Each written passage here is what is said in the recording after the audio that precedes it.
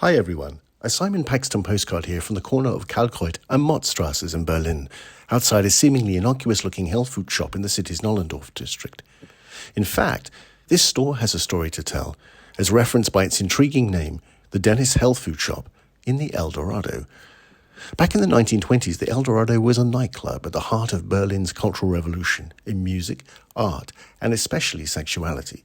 They characterized the groundbreaking cultural experiments and freedoms across Germany's Weimar Republic. Venues like the El Dorado were a haven for those who identified as gay, lesbian, cross-dressing, and transgender, plus others who were simply curious, and drew famous performers of the era such as Marlene Dietrich and Josephine Baker. The writer Christopher Isherwood, who lived just around the corner from the El Dorado, also visited the club and drew inspiration from its character for his depiction of the Kit Kat Club in his novel Goodbye to Berlin, which eventually inspired the movie Cabaret. A more notorious visitor to the El Dorado was Ernst Röhm, leader of the army of brown-shirted stormtroopers that brutally attacked the enemies of the Nazi Party and its increasingly popular leader Adolf Hitler. Röhm, like several of his fellow stormtroop leaders, was openly gay, but Hitler appeared to ignore their sexuality.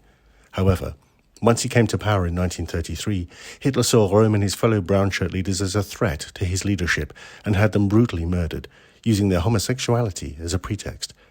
In late 1932, the Berlin police closed the El Dorado, and the location became a stormtrooper headquarters.